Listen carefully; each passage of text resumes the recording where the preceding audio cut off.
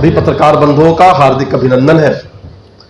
आज के इस विशेष प्रेस वार्ता को संबोधित करने के लिए हमारे मध्य भारतीय जनता पार्टी की वरिष्ठ नेत्री, बिहार विधान परिषद की सम्मानित सदस्य और भारतीय जनता पार्टी प्रदेश की प्रवक्ता श्रीमती अनामिका सिंह पटेल जी उपस्थित हैं।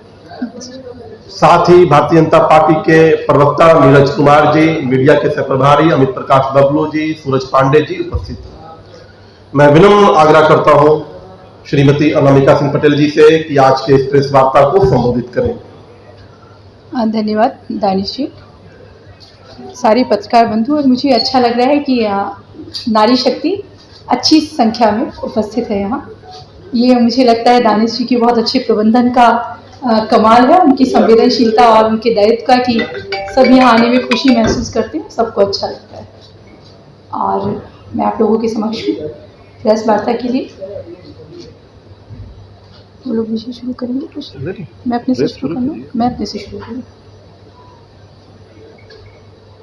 देखिए, देश में लोकसभा के जो चुनाव हैं, राजनीतिक परिदृश्य में, उसमें जो हम बिहार की बात करते हैं, तो जो मीडिया का जिस पे अधिकांश समय ध्यान होता है, और मुझे लगता है कई बार लोग इस तरह की बेतुकी बातें इसलिए करते हैं, मैं तेजस्वी यादव जी के बारे में बात कर रही हूँ, वो हमेशा बेतुकी बातें करते हैं कि मीडिया उनकी तरफ ध्यान दे, और उन्हें लगता है कि वो एक थोड़ा सा एक उनके व्यक्तित्व का भी पतन है और उसकी गिरावट है, और साथ में होता क्या है कि उनकी ऊटपटांग चीज़ों की तरफ मीडिया भी ध्यान दे देता है, क्योंकि मीडिया को कई बार कुछ चीज़ें चाहिए होती हैं। तो मुझे लगता है कि उनके पास किसी भी तरह की कोई व्यक्तिगत तौर पर, नैतिक तौर पर, राजनीतिक तौर पर और समझ के तौर पर ऐसी योग्यता नहीं है कि वो किसी तरह का प्रश्न खड़ा कर सके, खासकर आदरणीय प्रधानमंत्री नरेंद्र मोदी जी के विषय में, या भारतीय जनता पार्टी के विषय में, या एनडीए गठबंधन के विषय में।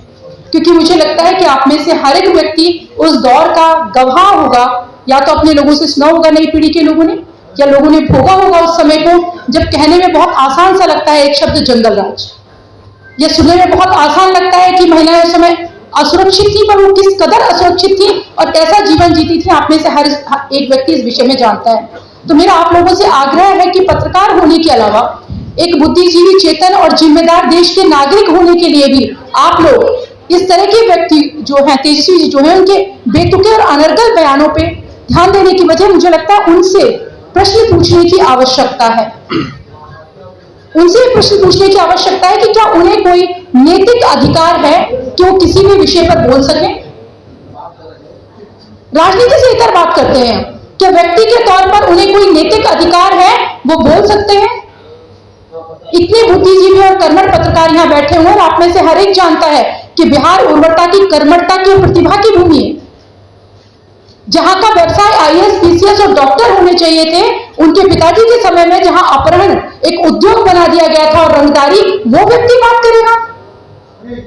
मैं उनसे पूछना चाहती हूं कि उनके पिता के और उनकी माताजी के समय में कितनी महिलाएं सुरक्षित थी, वो महिला सुरक्षा की बात करते हैं।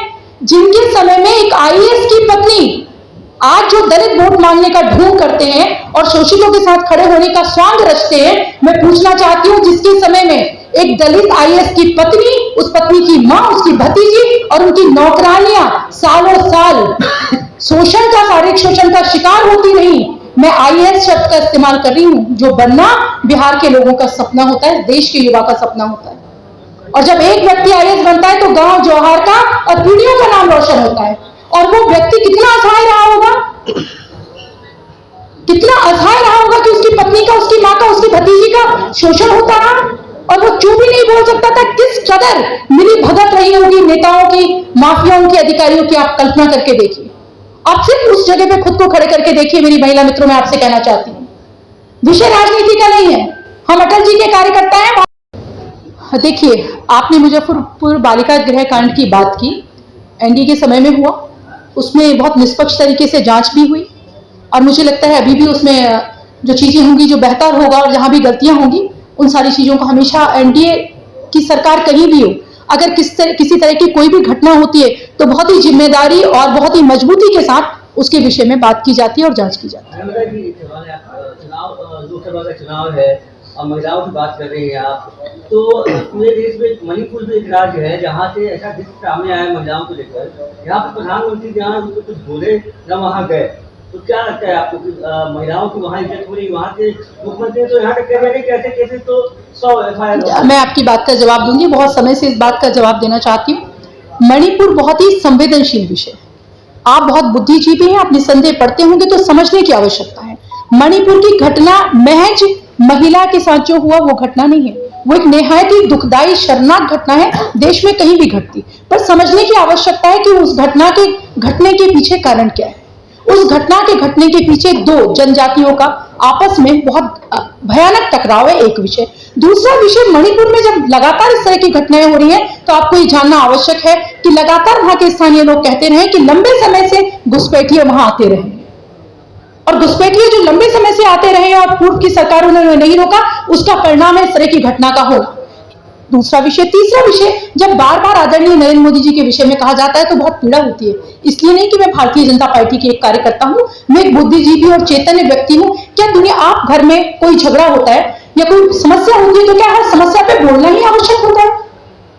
हर समस्या पर बोलना आवश्यक नहीं होता, उस पर कार्रवाई करना आवश्यक होता है, उस पर देखना आवश्यक होता है, क्योंकि इतना संवेदनशील वो मुद्दा था। लगातार आदरणीय हमारे जो गृह मंत्री अमित शाह जी उस पर नजर रखे रहे, हमारी केंद्रीय एजेंसी उस पर नजर रखे रहे, और किस तरह से सब कुछ सामान्य हो जाए उस पर काम किया गया।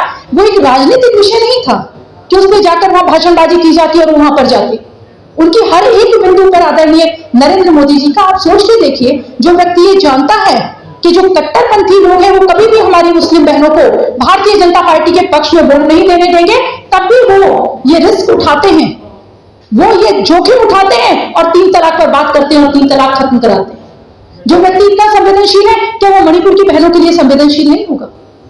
वो निसंदेह उसके लिए संवेदनशील थे। और क्या उचित कार्रवाई होना चाहिए, वहां एक शब्द भी बोलना कितना घातक हो सकता था उस पर बात करना, ये वो समझ सकते हैं जो पूरे देश को संभाल रहे हैं और आज भारत की छवि विश्व में। तमाम खबरों के लिए आप सभी बने रहिए हमारे साथ और देखते रहिए बिहार उज्जवल न्यूज। अब तक हमारे YouTube चैनल को सब्सक्राइब नहीं किया है तो जल्दी से सब्सक्राइब कर लीजिए। फेसबुक पेज को भी फॉलो कीजिए। वीडियो पसंद आए तो खूब लाइक कीजिए, शेयर कीजिए, कमेंट कीजिए। वीडियो देखने के लिए आप सभी का धन्यवाद।